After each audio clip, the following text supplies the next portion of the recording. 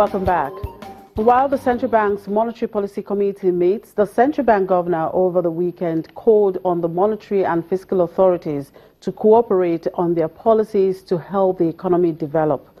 If you could recall, the federal government earlier this month released what they called Economic Recovery Plan, which is supposed to run for about 3 years. So what policies and steps are needed to be taken to really achieve sustainable development in Nigeria?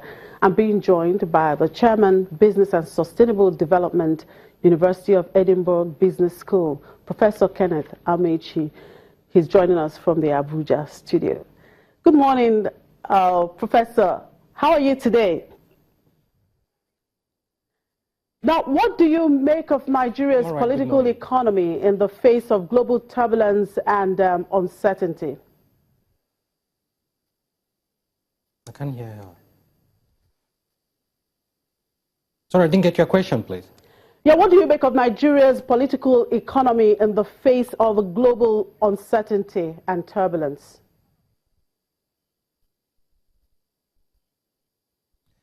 Okay, put it in context. Nigeria, we are going through what I may call a difficult time. Difficult in the sense that there are a lot of external pressures pushing on the country and the continent in general. So thinking of it in terms of what has happened in Europe in terms of the Brexit, or what has happened in America in the emergence of Donald Trump. And also if you're looking from China to Russia, there are a lot of issues in the global economy that the Nigerian economy is not isolated from. And you can see some of these impacts also reflecting to other foreign exchange mechanisms as well as the oil prices. So we are in what I may call the VUCA world, where you're thinking about volatile, uncertain, complex, and ambiguous situations. Now, Nigeria's government recently came up with a 3-year economic recovery plan. What do you make of this plan?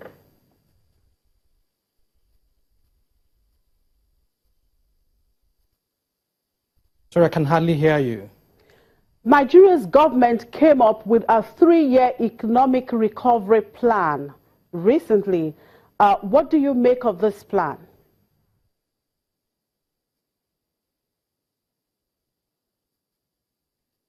The plan in itself is a very bold attempt, and bold in the sense that it tends to cover some of the significant issues that would border around sustainable development.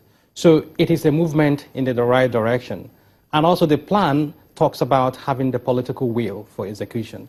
As you would imagine, in strategy, the problem is not usually the formulation. The formulation is critical, but the challenge is in the implementation.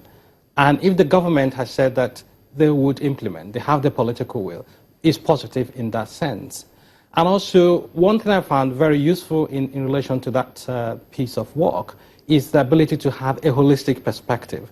So it talks about sustainable and inclusive growth, which to a large extent could be seen as having a systematic approach or a system-level thinking approach to addressing some of the problems the country is currently facing. So moving away from the narrow focus on economic growth to think about social inclusion, to think also about the environmental impact. Moving away just beyond jobs, to also think about well-being and sustainable development goals in the broad sense of it. So from that perspective, I see it as a positive step. But the challenge, as I mentioned earlier, is to think about the implementation and whether also 3 years will be sufficient to implement it. I've also heard about arguments of people who say, well, one of the problems we often face in Nigeria is the lack of continuity, or for the lack of a better word, the sustainability of the policies themselves or the plans. So what you find that based on history, that once the government changes, the plans also tend to change. So the question now is, if we have this good plan that will be there for the next 3 years, what happens once we go into the space of political campaigns, and what happens if the government today is not there tomorrow? So how then do we ensure continuity and sustainability? And if you look at it, if you're thinking about plans, the Vision 2020 is about the best I've seen in the country that has a holistic approach to sustainable development. And sustainable development is well embedded in it. So the question now might be also, what happened to that plan? And to what extent can the new economic recovery plan avoid the mistakes of the Vision 2020 in terms of the implementation, not in terms of the content? Now, as an expert in sustainable development, where is Nigeria currently in achieving UN Sustainable Development Goal?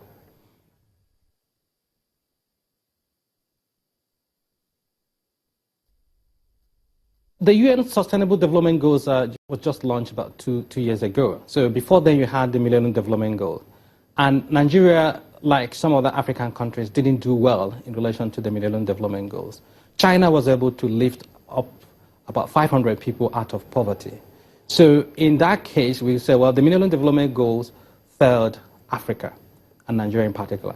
But we started with the Sustainable Development Goals, which in themselves are much more comprehensive and much more also suited to where the world is. So it's the beginning of the journey, and 2 years into it, Nigeria, I suspect, is making a gradual process. There is a ranking that came out recently that ranked all the countries, about 149 countries in terms of their sustainable development goals and how well they are achieving them. Unfortunately, Nigeria ranked 141 out of 149. So in essence, Nigeria is doing better than 8 countries. But that's not the end of the story. It's the beginning of the journey. The Sustainable Development Goals are meant to be there till 2030. So we are at least 13 years away from the goal. But there are some significant or interesting progressive moves. Say, for example, 10 years ago or 5 years ago, the whole talk about sustainability wouldn't be mainstream. But I'm happy to say today, sustainable development, sustainable growth, inclusive growth, these are all phrases that are being mentioned in relation to government and the plans. So the question now might be, to what extent are these phrases internalized? To what extent are they not just mere slogans? But the test of the pudding is in the eating, as people say. So the point is that we have started the journey, and I see the possibility of making progress. Once the discourse is there, the conversation is there, I think is a step in the right direction, and I see us making good progress. And the former Minister of Environment, Amina Mohammed, also one of the staunch supporters of the Sustainable Development Goals, played a significant role as well, as probably that ministry and her role in the government also helped to shape the agenda. If we need more people like her in government who can speak the language of sustainable development and who are also able to ensure that it's not left at the margins.